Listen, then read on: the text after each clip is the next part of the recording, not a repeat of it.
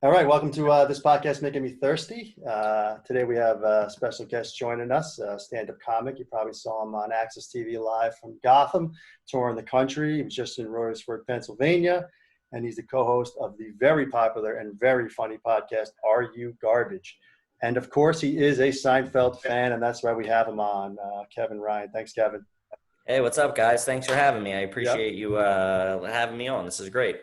Yeah, I've been watching your podcast a lot. I mean, I've been head on in this thing, just going to your back catalog because I just probably got on my radar maybe like 3 months ago or so, and I've just been watching every episode, and I've been noticing you slip Seinfeld references in like crazy. I do it too much, I think. No, never too much. Never too much. I know. I love it, dude. It's just like it's one of those shows that I've actually just reached a critical point with it where like I was watching it too much to the point where I'm like, I have to step away because I just signed up for Hulu and it's on Hulu. So for like 3 months, I'm like, I think I've seen this episode 4 times in the past 3 months. I'm like, what am I doing? So I've had to pull back a little bit because I don't want to ruin it completely for me. Right. Yeah. We before we started having guests on our podcast, we went through every single episode and ranked them and did a whole thing. So it's all fresh. What did number one come at? Well, I would say our average, so we were both different, but our number one is the phone message, actually. The phone message, Tippy Toe, Lemon Tree, when they're switching the cassette tape. Of course. Yeah, Red Dot was up there. But we can dive into that a lot. I'm So also that's curious. like- Go ahead. Yeah, no, sorry. I feel like this is a key point. So, Kevin, you're 34, right? Yeah. And we always like to ask our guests, like, when did you get into Seinfeld, right? Like, well, no, go ahead. No, sorry. If you So I'm assuming it was syndication because you're a little younger than us, and we kind of started like, 1990 pretty much when it started on Wednesday nights, and then obviously syndication, Channel 11. We're from New York, like it just blew up, and we got so into it. So like, what caught your eye right away? Was it like Jerry as a comic? You mean a comic or the actual show? I don't know. It was definitely, I got into it in syndication. I knew it. I was obviously younger, but it was all like, I remember I was even young. I guess, what year did it end? I don't know the 98. 98. Yeah. So I remember my dad being like, we got to watch, this is like a momentous, like you got to watch this. Right. And he watched it a lot. And then it was definitely in syndication. I want to say junior high, high school, probably, when it was just all like, at one point I felt like it was on I was outside of Philadelphia. So I felt like it was you could just put it on and it was on, they were running it back to back a lot, I remember. And I just dove in, and then it's like one of those things where it just picks up like your language, And so like me and my buddies like would talk and reference, and then that would just want you to make it watch it even more. And then if you even saw the episode before, you're like, oh, I want to watch this again because I know what's coming up, and little Easter eggs that you see that you didn't see before. So it became like a thing that we were just like obsessed with. I mean, that's what happens with this show, man. You just start quoting, and that's a good question because when you slip the references in on your podcast, Are You Garbage? A lot of times, sometimes it goes over the guest's head. I think it always goes over the guest's head. I'm not doing it for the guest. I'm doing it for Foley. I'm doing it for my co-host Foley. Because he catches. We do. Yes. And sometimes he doesn't even catch it. Right. Yeah, you're right. Yeah, it's fun. So when you're, what other? I'm assuming. I just know I watch a lot of comedy podcasts. If I know, for instance, Joe List and Mark Norman are big Seinfeld fans. I mean, are you doing that constantly with other comics, just outside of the podcast, just in the green room and stuff like that? Sure. Well, it's weird too because so I'm, there's even like guys way younger than me, and That's guys true. and girls way younger than me that they just missed it for whatever. They were like young even during syndication, so they're like, they just don't really have a connection to it as much as I do, or the old, like the Lists and the Normans, and but one of my favorite things that we do is, do you know Sean Donnelly? Yes, I'm trying to get him on here, man. I know. I'll tell him to do it. Awesome. I'll tell him. Me and him, we go to Patty's, a bar Patty's on 2nd Ave and like 18th Street or something. And our favorite thing is just to drink and then just talk Seinfeld. We what's your favorite? I like pegging people down to their favorite line, you know. So I mean, it's mainly we tell jokes and then just go talk Seinfeld. That's the ideal life for me. Man, you just brought up 18 and Second. I was a 1% owner of a bar on 14th and Second like 10 years ago. I don't know what right by the KFC on the corner there. Oh man, that KFC is scary. What bar was it? It was called Second Nature. Oh, that's a pretty good name. Yeah, pretty good name, pretty bad business, but nevertheless. So I think you're right at that cusp. To your point, like, I think 34, 33, like that's kind of the last like Seinfeld fans as far as demo. Anyone younger, it goes over their head completely. Were there any, like, you said your friends, I guess it was high school and stuff, right? You were kind of growing up, just getting into it. Like, were there any? Philly? Did you grow up in the Philly area? Yeah, I'm from right outside the city, so that's where. And then I went to school in Philly, so it was like my whole family's from Philly. I was a very Philly centric, and then moved up to New York about 7 years ago. Yeah, listen, the Irish Catholic, I'm assuming, like, we love we love this Jewish guy from New York and Seinfeld. But were there any episodes what really just caught your eye, like, that you remember, like, or we mentioned our favorite episode. What are your like top 5? Do you have any off the top of your head? I mean, yeah, dude. I don't know, and it's changed. I mean, like I told you, I went through like a binge the past couple of months of just crushing it over to the point where my wife is like, "What are you, like, again with this?" Like, and she's German, she's European, she just moved here from Europe, so she doesn't understand. She's like, "This isn't fun," you know what I mean? Like, it's just so not. I'm like, "Well, you don't understand. It's not," you know. It breaks my heart that my wife doesn't like Seinfeld. But I think I remember one of the first things that really resonated with me was, and me being like, this is the funniest thing in the world, was Bookman. Bookman seems to be a favorite, yeah. That I remember just being like that monologue that he has in the apartment with, you put a pair of shoes on when you come into New York. I mean, I just said that like literally 48 hours ago. I said it to my co-host Foley when we were driving through. We drove past the library. That I remember that like blew my mind comedically of like, that's flawless. Like, that was the funniest guy to me at that time. I'm like, that's so funny. That was like, I still remember thinking that, like, holy hell, this was great. PPs and wee-wees. Yeah, exactly. The Chinese brothers. It's fantastic. It's flawless. And then, which I would like to ask you two. Now, this is, we're just pulling out our swords here. Who do you think? This is another big thing that I argue with Don Lee. You should also talk to Andy Fiore as well. He's another one that's on my radar for sure.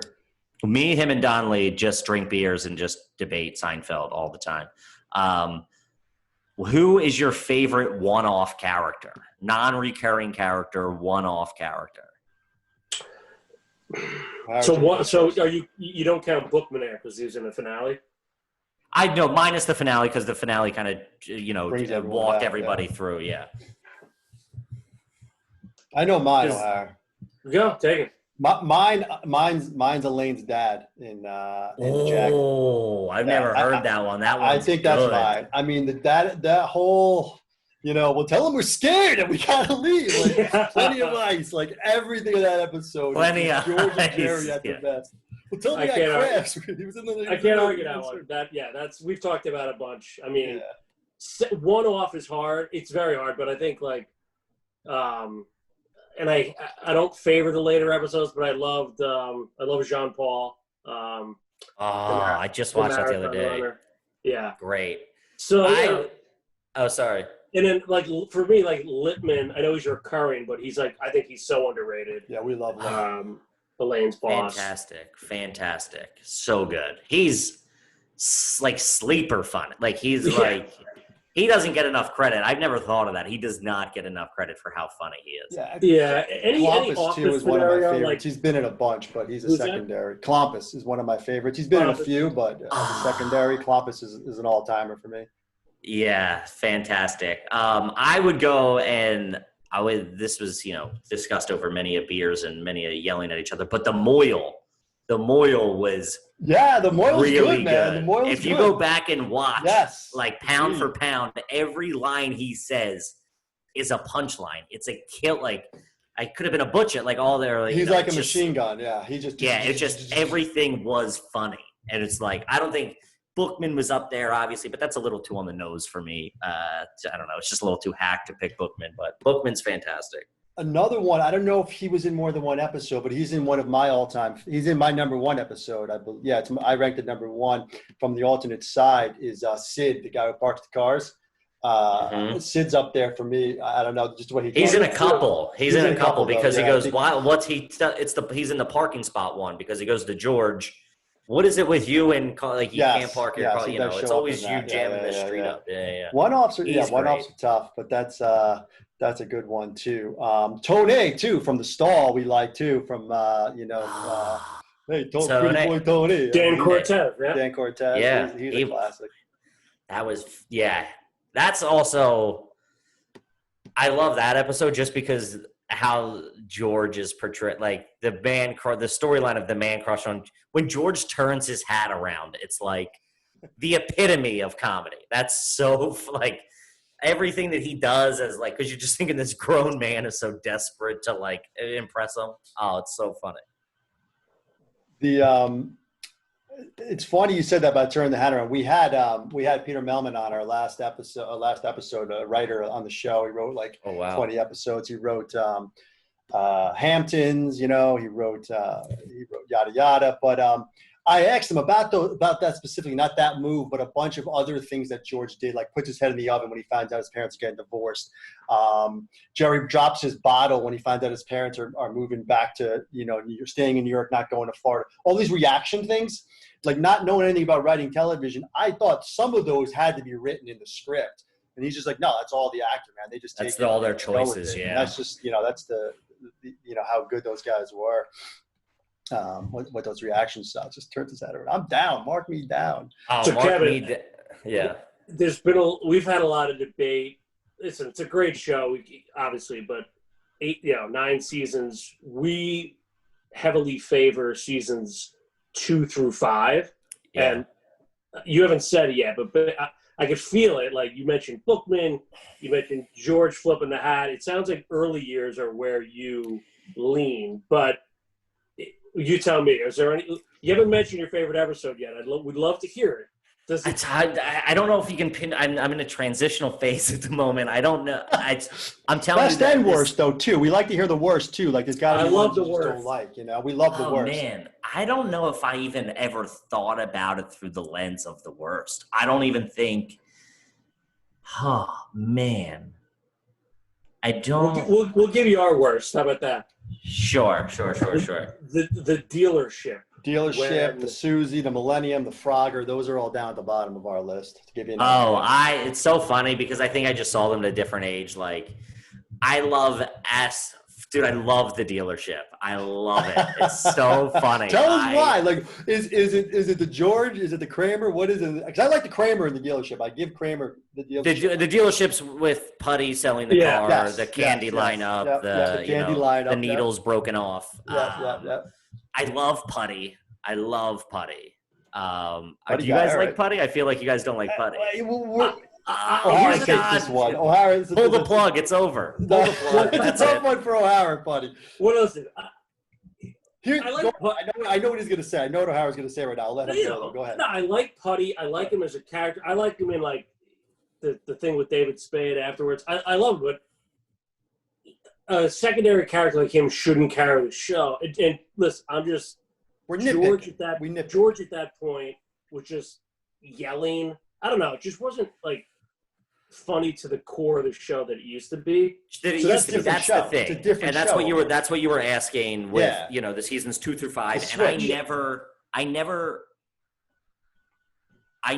analyzed it in this. I never analyzed it in the sense of the arc of the whole show ever until this last real big dive, because I was just jumping around and I had heard Norman, or I was talking to Norman or List about it, and that's when I was like, oh shit, you're right. And then you see like there's a lot of the just you're like this what is that it's like very I do 100% understand that with the later episodes. Of course they aren't as tight, they're in this weird they're in this like kind of cartoonish world at times or whatever. Right. Yeah, exactly, which is not, that's the thing, it's whichever you prefer, right? So we prefer the other world better. It's just, it's almost like they made a shift. And really, it's the characters. And we talk about this a lot because we went through, in chronological order. And the shift mostly happens with Elaine and George. Jerry and Kramer stay true for the most part.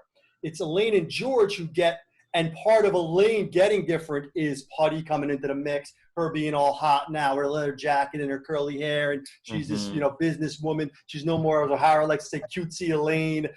She doesn't just do her thing. And so that switch is evident in those later seasons. George is yelling, oh, and it's like, all right, we get it. But it's still, it's still Seinfeld. There's still golden, nuggets in all of them, Sure. That just hit me because like I said, I never looked at it as like the whole body. I would just watch episodes. And the way I used to just watch it up and, even still, I go, this is going to make me laugh, and I'll probably see something that I've never seen, or like, just something that I never picked up on, or, realized how funny it was at the time. So I like blindly just open like wide eyed, like, oh, this is great. I'm just going to laugh at parts, you know what I mean? But I totally see the for lack of a better word, Bonkos version of that's actually a great word. That's Regis. Yeah. Nice. Yeah. I mean, Kramer's obviously great, but Regis is the funniest man in the world. Like just as a character, like just as a person, like this guy's Bonkos. Like that's how he was really just doing him on the show, which is great. That's good stuff. I wanted to ask about, just to take a sidetrack from the Seinfeld, is your podcast. Like I said, I've been watching and listening to the podcast for a long time, and you guys just kind of just exploded like in the last 6 months or so, I would say maybe. And the dynamic that you and Hank have is incredible, and just like, we had Al Dukes was our first guest. You probably don't know Al Dukes is maybe, but he's WFAN sports radio here in New York. Okay. He produces the show. Anyway, he came on our show because he was like, you guys have a niche. You're sticking to one thing. You're just focusing on Seinfeld, and that's your podcast. And you guys did that. Here's our niche. This is it. Are You Garbage? Every episode, you know what you're getting. You're getting your questions, and you guys are diving deep, and you're just staying in your lane. And it's so freaking good. And I'm just curious, when did it start? How did it start? Like, were you guys bouncing this idea around, like, of talking, like, on the side about Are You Garbage? And you said this should be a show. Is this the show? Kind of like Jerry and George? Like, this is the show. I just watched that one, too. We used to play it, not like as a game, but we would ask each other, like, the first time it really ever happened was we were driving home from a horrible road gig in Altoona, Pennsylvania, back to New York. It was like a 4 or 5 hour drive or whatever. And Foley was talking about how much he loved drinking milk with dinner. And I was just like, dude, that is the trashiest thing in the world. Like, and that was I was just crushing. I remember him dying laughing. I was just crushing him. And then so like he would ask me about something, and then like I would give him an answer, and like so it was never like a game, but we always used to make fun of each other for how they grew up, how each one of us grew up. Right. And then he came up with a game. We used to have another podcast when we first moved to New York, and on that podcast we played it because we were all going home for Christmas or Thanksgiving, and he was like, find out what kind of soap you have, just like what this, that, like all the little things, and then.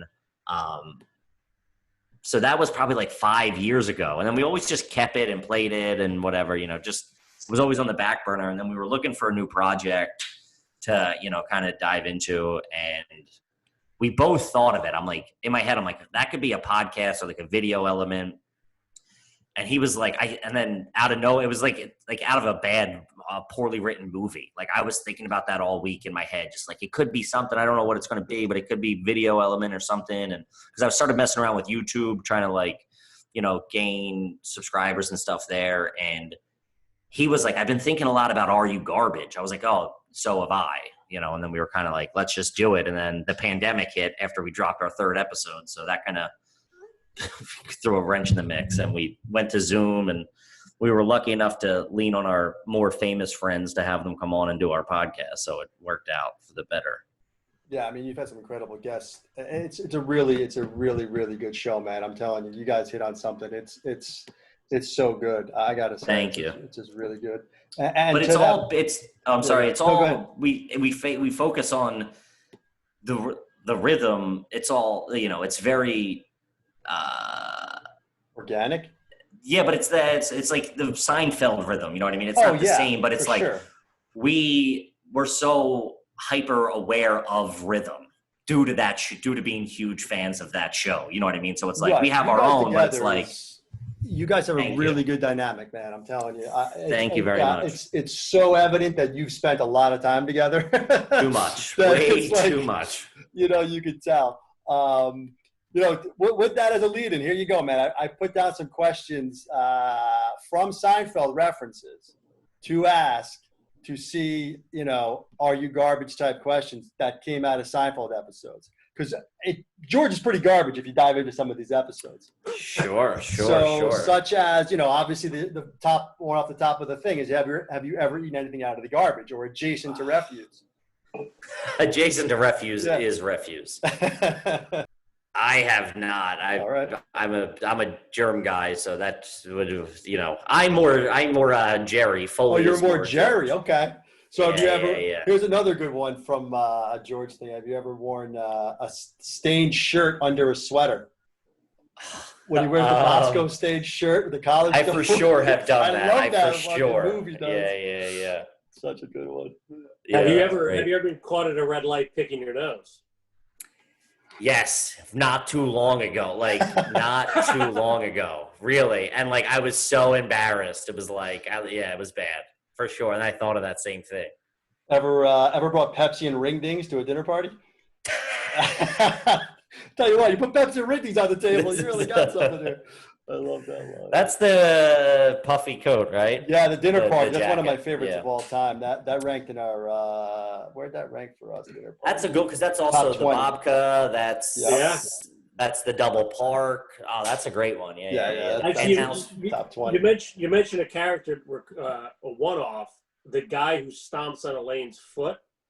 Sorry. What? But that choice, that guy is so weird to me. He haunts my dreams. I don't know. I think about that guy too much. Talk about not fitting. That's just it was funny. It's just so weird.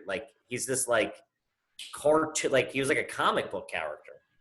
Sorry. Yeah, that guy's sorry. He had an eye patch too, right? I feel like he should have an eye patch, but I don't think he does. It's one of those. If not, he's doing something like this. Yeah. He's really heavy on his one eye. There's something up with his eyes. I'm going on the record. Yeah, but I just thought of another one off actually. The sniffing accountant, the guy that plays the accountant. I don't know. He plays off a Kramer really well. He plays off a Kramer there. Yeah. Oh, speaking of that, here's another thing I wanted to ask you, man. So the beer reviews you used to do.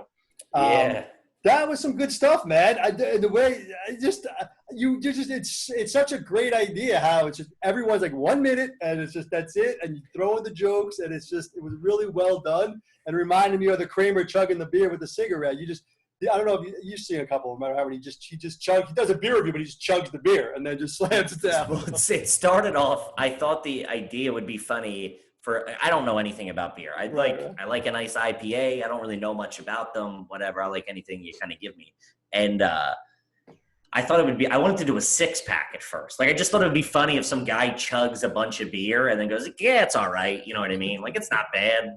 That was the original joke. But then I'm I can't chug a 6-pack. I'll be dead in 20 minutes. So I would just chug it and then go, "Not bad."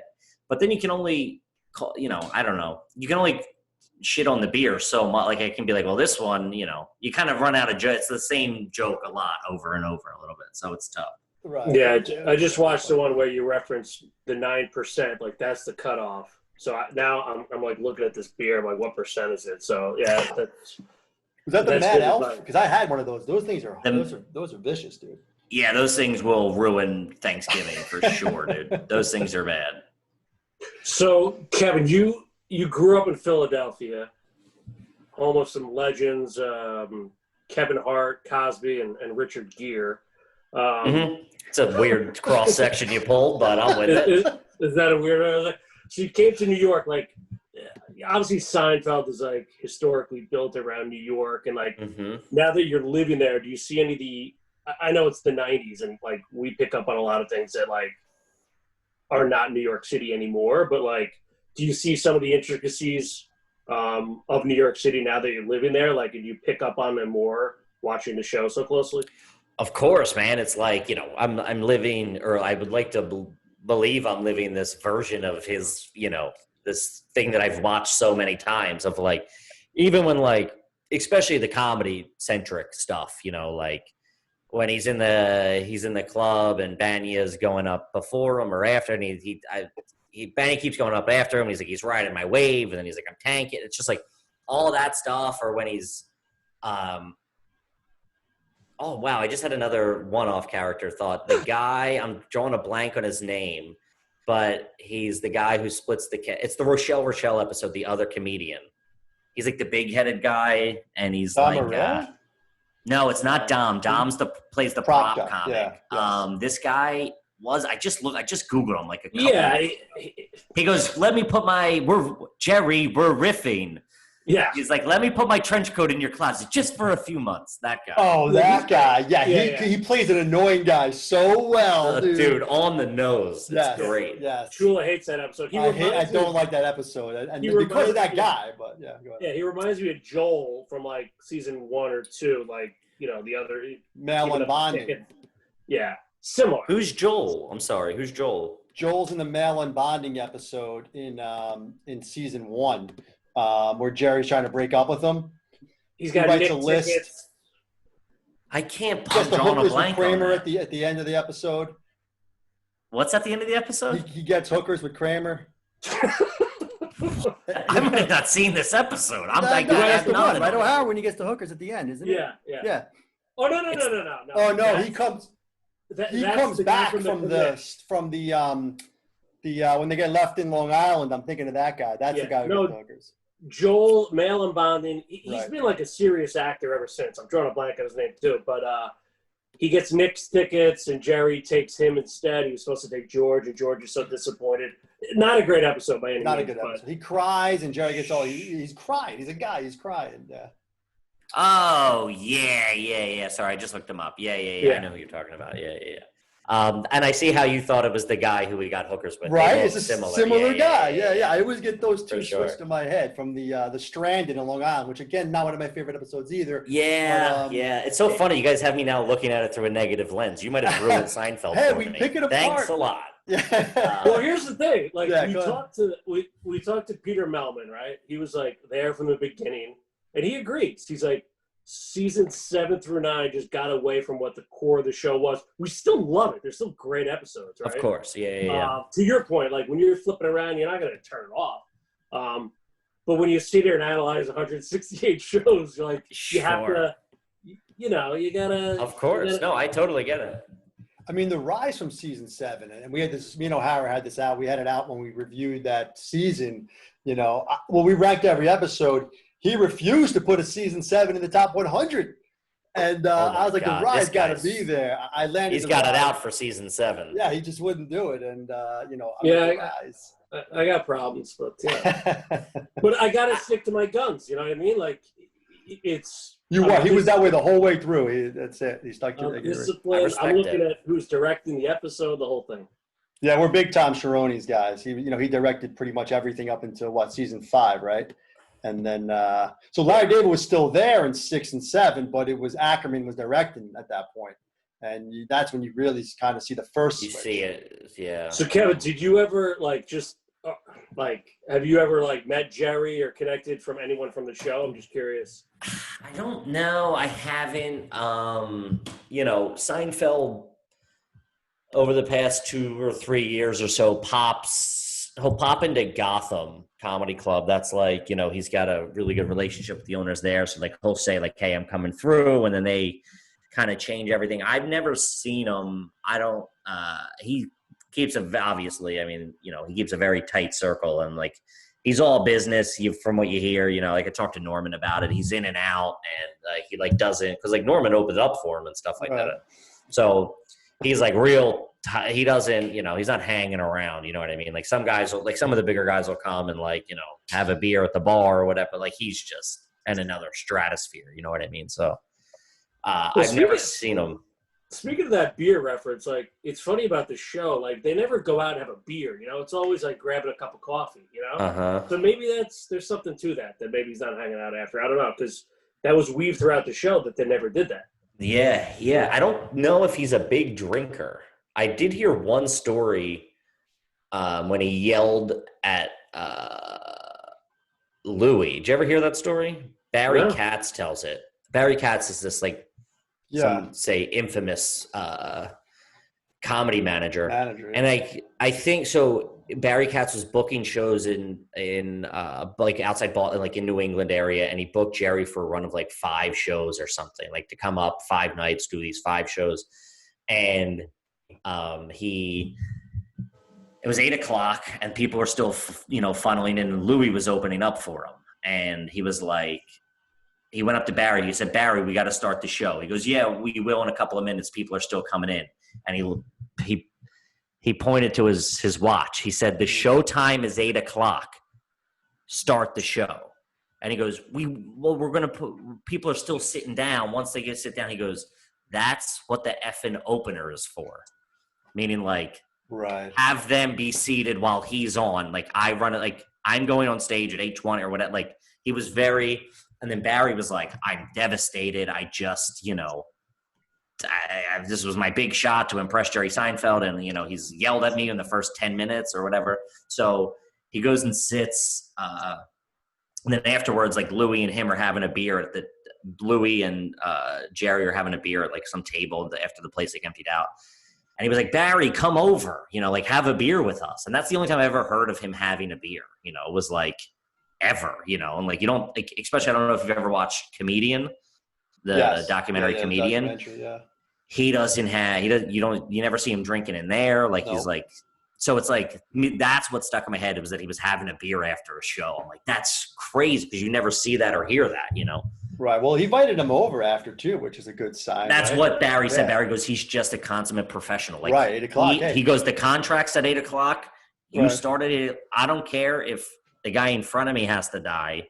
I'm like, this is what the rules we're playing by. And that's Barry Katz took that as like a lesson of, like it's not just all pleasure, it's business, you know what I mean, at the end of the day. Right. Time is what it's indicating there from the cheer letters. Yeah. He also, another great Louis story is Louis brought up, I'm like just telling other comedian stories about Seinfeld at this point. Louis brought him up as the greatest comedian ever. He goes, I've heard that one. I think he might tell that on that round table they did on HBO like years ago. It might be that, and he pulls him aside. He goes, don't you ever say that. He goes, you're setting me up for failure. Yeah, exactly. Yeah, it's wild. Yeah, no, I think like the thing with, I'm just curious, like in the comedic scene, like I'm just trying to compare it to like sports, right? Like no one criticizes Michael Jordan anymore. Like God forbid, right? I can. I think LeBron's better at this point, but whatever. But like, does that like is Jerry just like untouchable, like because of what he's done, because of the show? Like he is with a certain cut of comedians, right? With me and my friend, like the people would label it more mainstream comedians, like that are in the clubs and stuff like that. There's also then this whole other, they call it like the alternative or like the Brooklyn scene, which they think he's just like trash, always been like, what's the deal? Like he's like, oh, what do you like? We're not talking about airplane peanuts over here. Like, and I obviously I'm biased. The show is fantastic. His stand-up at a time was fantastic too. Like he was the epitome of for sure a stand-up comedian. I think it's just in my eye. If he ever hears this, I'll fucking jump off the GWB. But he it doesn't age well, right? Like the art form as its whole, like, you know, even take like. Yeah, but his new stuff is good though. I saw him in Scranton like maybe 3 or 4 years ago, and my belly was hurting. I was laughing. I would also argue that you're biased as well, Sure, right? sure. So, And the crowd, I was the youngest person in the crowd, and I was 40 The years old. guy, I think he's lost a little off the fastball. I mean, the new Netflix Yeah. it wasn't great, I agree. But when I saw him at that show, I mean, you're right, though. I did have a bias going in. I think it's just like, it's tough. You see these comedians go up and like talk about these deep or these, you know, personal things, or, you know, just anything, right? Like take like Louis, or, you know, I don't know, or whoever, you know, take Chappelle or like, you know, Bill Burr, who's like tackling like some sort of race thing, that something, you know, and then he's like, you get on the train, you take an Uber. You're like, what? Like, what are we talking? This is a tweet at this point. Did you see him? Did you happen to hear Jerry on Mark Maron, though? Because Maron brought a lot of this stuff up, and Jerry's like, the first #1 rule is to be funny, man. I don't care about all that other stuff. Just be funny. I agree with Jerry on that one. Like, all these comedians, it's very hard to do both. So just be funny first. I completely agree. He just lost, like you said, he lost a little speed off the fastball. I mean, and it's I wouldn't want to follow him, you know. No, but it's easy to say that when you got, you know, $500 million in the bank on syndication. You know, right? He doesn't have to go out there at all, right? I mean, at least the fact that he is. I mean, he's a pure comedian. He's a purist. He's exactly. a pure That's nuts and bolts. Yeah. Get me in there, give me the wrench, and let me figure it out. I mean, watch him in Comedian. That's like my Bible. I watch it like 4 times a year just to like recharge me of like, man, I love what I'm doing, because I'm doing that. We're like running around to sets, and you're hopping in a cab. You're trying to, you know, get on a subway to make your spot. It's like, well, that's what I'm doing. So like, I watch that to charge me up. And the fact that he's still doing it, it's like, it's unheard of. But at the end of the day, Kevin, like the show, like forget about him as a comedian. The show, like it seemed to just inspire you as a kid, like, and draw up that like comedic thought process, etc., right, with your friends, and then obviously like this is what you're doing for a living, right? Because of the show. Do you get largely? Yeah, it's like, I mean, that gave me, especially like my formative like high school years or whatever, you know, I forget when I really sunk my teeth into it. It was like high school and college. Like, I've just in my head, I've been watching it forever, you know what I mean? Like, I don't know when I've just been constantly watching Seinfeld whenever it's on, you know. It's like, so I think it's definitely I look through the Seinfeld lens, you know what I mean? Like, even just like the question of like, that's weird, why are you doing it that way? Like, you know, and then it's just like one of the funniest things I just took a picture or a video on my phone the other day and sent it to my buddy. It's the dog that coughs with Kramer. Yeah. The dog cough to me and my buddy is so funny. And like, but I don't even know when that started. I remember being like a kid and like me and him thinking that's funny. And we still do like 20 years later or whatever. So it's like, I'm just living in the world at this point, all through the lens of the show, I think, you know. Of course, I use that line all the time. You can't see a dog, a pig. I did it all one day. I go to a vet all the time. Like, that's a great. Great that's also the same cadence and rhythm of I don't memorize lines. I memorize colors: red, blue, green. You know what I mean? He's out in LA. That's a good pull right there. That was a good pull you just had. That was a good line. That's not a. I have one question for you guys. What is your favorite line? It doesn't have to be the funniest or whatever. Just like what do you think is just like a super funny, where you're like, it's, you know, if you had to, it's a tough one. This is what we always get drunk and debate. Three just pop in my head right away. I don't want to give any order, but from the Hamptons, Kramer, after he tells he saw Jane topless, he just walks away and says, "She's got a great body, buddy." Always love that one. Yeah. It's a little cliche, but get a good look. And then Costanza, obviously. Sure. And then just anything around Penske material, right? You are aware. And then just leave it at that. So those are like 3 that just pop right away. Sure. We're actually gonna set up a best lines bracket. Oh, great! So, yeah, fantastic idea for people to vote. But those are my like first 3 that came to my mind. I got some odd ones. I mean, this is a weird one from the Pez dispenser. The guy from the from the Polar Bear Club. Intervention. Who's intervening? I don't know why I love that line. But I do. Yeah, that guy's awesome. I always liked, and this is an odd one too, from the statue in season 2 that there's no big coincidence and small coincidences, only coincidences. The lady's telling Elaine on the thing in the elevator. Yeah. Dressed based on mood, George said when they're in California. I love. I think George. I mean, my all-time favorite. Now, just popping as I'm talking. My all-time favorite is probably George to Lippman. When he gets caught having sex with the cleaning woman, and he just says, "Was that wrong? Should I not have done that?" Yeah. That always gets me. Whenever we always talk about this, whenever George is behind a desk in any type of situation, whether it's with the lady from unemployment or Mr. Lippman or the bra salesman, or whenever he's behind a desk, it's classic George. Yeah. One of my go-tos is. That was a sleeper, I guess. I just picked it up again in the last thing, and I think it's so funny. It's when Morty and Klompus, I forget what episode why they're down in Florida, but he's cutting them the check for the 1965. The pen, yeah, the pen. It is the pen, yeah. And he's cutting them the check for the 1965. I think in 1965, it's something along that line. And he goes. So like Morty leaves the Klompus leaves and the pen thing, and George or Morty's talking about he's still caught on the fact of the check, yes. And he goes he didn't have a Coke. It's like the fun, like he still can't get over the fact that Klompus is lying about having a Coke and he didn't have a Coke. Very good. That's a great one. I mean, the alternate side. I love when the guy has the stroke and they're trying to revive him. Who put cookies in his mouth when I was like a teenager? Who put cookies in his mouth? I remember that was like the epitome of fun. No, you raise the feet to get blood to the extremities. What's an extremity? Who put cookies? It's like the greatest. Like who's like combination of one line. Jerry's least favorite episode, by the way. Yeah, Jerry's least favorite and my favorite. Why? I know that, but why? I've heard that. He thought it was kind of out of line. Having the guy get a stroke was out of line. But I've heard killing Susan, that's all. That's cool. We're good with that, Yeah. Huh. This has been great, man. This has been great.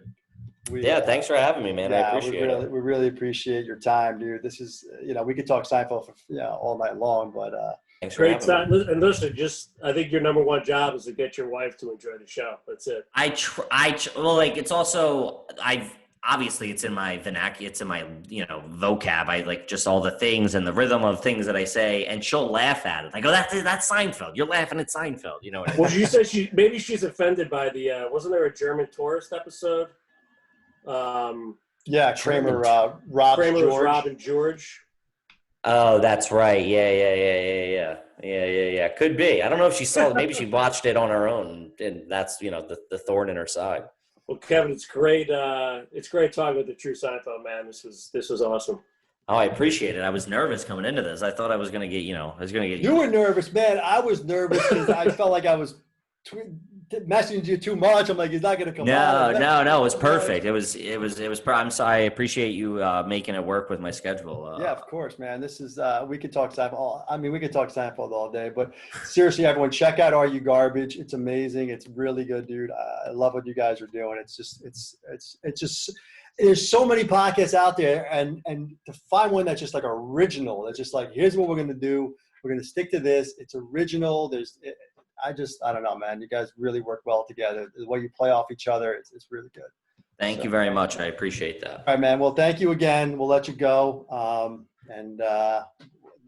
Thanks again, man. I really appreciate it.